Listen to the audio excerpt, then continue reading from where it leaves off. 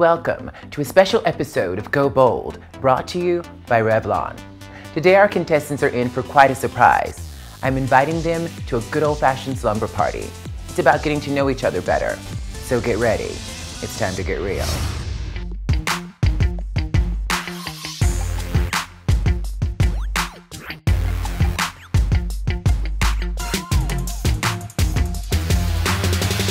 Hello, ladies. Good to see you again. How are you feeling? Great. Ready to go. Really nice room. Now, it's one thing to have a great idea, but engaging people to believe in your idea is a true key to success. Today, your Mentor Provocateur is an advocate, actress, possibility model, and a storyteller. Ladies, your Mentor Provocateur du jour is none other than the one and only me. I was like, this sounds just like I think when we share our stories and speak truthfully about who we are and what our experience is, it gives other people permission to do the same thing. It allows people to connect with us in a more human, more profound way. The process for me of going after my dreams with no rule book, it's been scary. I've been rejected a lot. I've been told, no, you can't do this. Before I booked Orange is the New Black, I was seriously considering going back to grad school. I kept going because I really just love what I do. I've loved working with Revlon. This is a wonderful opportunity for these women. I'm really excited about getting to know the ladies better and encouraging them to get to know themselves better. Now ladies, up until this point, we've put you through some pretty tough challenges. So today I thought we could have a little fun. We're going to hang out here in the penthouse suite at the W Hotel and order a little room service, play some games, and pamper ourselves a little with some fabulous Revlon cosmetics. Most of all, we're going to get to know each other a lot better. Alrighty? You probably know a little bit about me, but I've very much created my own path. There wasn't a black trans woman, doing exactly what I wanted to do. I've had to very much make my own rules. I think at the end of the day, that's what we all have to do. We have to create our own path. So I actually want to start with you, Christina. And I love your idea for the new quote. What I'm missing from you is you. And I'm missing from you your struggle. Where do we start? Yeah. Well, that's actually a really good point that you bring up, because we've always had to deal with a lot of adversity. There was always like a lot of racial tension, and I've had to learn how to navigate all of that and be very comfortable with who I am. Christina is very well spoken, and she's very articulate, and she's really smart. But I very much have been wanting to get a sense of who Christina is as a human being beyond her intellect. And I feel like she has walls up and doesn't fully let people in. I love everything you're saying, but I still feel like I'm not getting you. I'm not getting your heart. And your heart is what's really gonna sell it to people. I've just always had to do so much on my own, and being weak wasn't an option. It's very hard for me to let people in. I do not trust people. So I couldn't just be whatever. I had to be very on and very put together. Something more vulnerable than pursuing your dreams. There's nothing more vulnerable than starting your own business and putting yourself out there. And that story is what's gonna connect people with the brand, to connect with your customers. Right. It was really interesting to hear her say, yeah, we connect on a human level. We wanna hear that personal side. It's always great to share and be real. Jayla. I had a breakthrough moment with you when you talked about your struggles with your weight. Talk to me a little bit about that journey for you. I was always a big girl. I was chunky, chubby. You would hear, oh, she's so pretty. You can't date her though, because she's fat. So it was really hard for me to understand that. And the hardest part is the world didn't even bother to ask. Nobody ever bothered to ask why. Why are you fat? Jayla, to me, has been the most sort of revelatory when it comes to her own personal story. And I feel that there is an emotional connection there, but it almost feels like she might be going in too far in the emotional direction.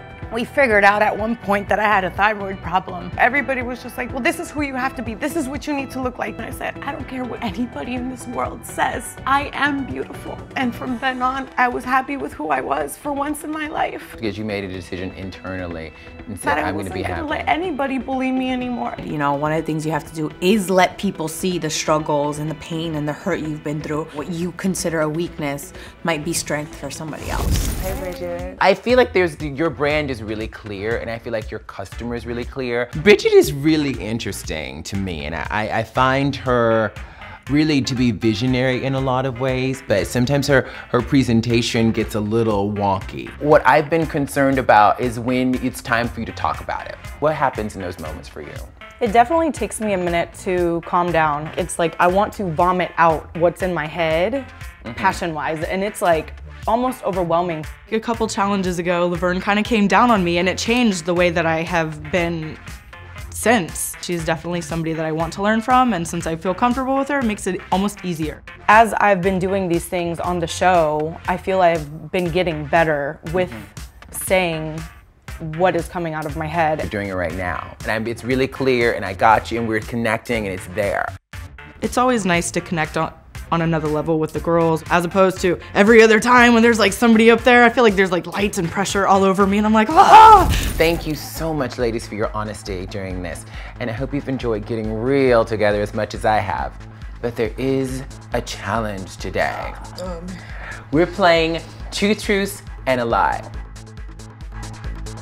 Let's start with you, Christina. Can you read your 3 statements? Number 1, I was almost kidnapped when I was 6. Number 2, I've never met my father in person and I've only spoken to him on the phone. Number 3, I overstayed my visa while living abroad for a month. Bridget, which of those do you think is the lie? Maybe number 2. Jayla, which do you think is the lie? My gut is telling me they're being kidnapped at 6. Christina, which is the lie? It's number 2. Woo! I'm not my dad. Alrighty, Bridget. I lost my virginity at 18. I was kidnapped when I was 12. I was a topless dancer. Which one is the lie? Jayla. You were a topless dancer. Christina. I'm gonna go with the topless dancer as well. Bridget, which is the lie? I was kidnapped when I was 12. So no points on that one, ladies. Jayla. Number 1, I know a little bit of sign language. Number 2, I think that in a past life, I was a Dominican chicken. And number 3, I lived in Costa Rica for 6 months. Christina, which do you think is the lie? I was actually gonna go with number 3. Bridget. I would say number 3. Jayla, which is the lie? Number 3. So now, Bridget has 2 points and Christina has 1. I answered the questions too. Number 1, I was president of the student council in junior high. Number 2, senior year in high school, I would sneak out of the dorms by slipping through a bar in the window. Number 3, I once sang Schubert's Ave Maria at a wedding in a nightclub. Which is the lie? I'm going with number 1. I'm gonna say number 2. I'm gonna say number 2 too. The correct answer is number 1. So ladies, we have a tie, and I'm the official tiebreaker. Number 1, I used to write papers for other kids in college and got paid to do it. Number 2, I failed driver's ed in high school. Number 3, I was once kicked out of a movie theater because of a drunk boyfriend. Which is the lie? I'm gonna go with number 2. Number 1.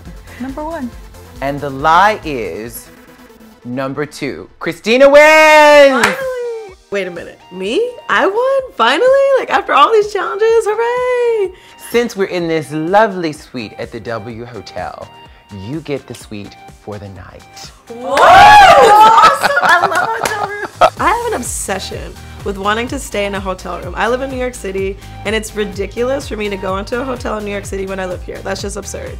So I get to have the experience of staying here kind of like a tourist, and I'm gonna take full advantage. I've already invited all my friends. We'll have some snacks, maybe we'll have a few drinks, we'll turn on some music. I don't know, the night is young. Now I want to hear what you think. Vote on whose story you connect with the most. Who do you feel should be crowned the new provocateur, and why? Until next time, remember, go bold.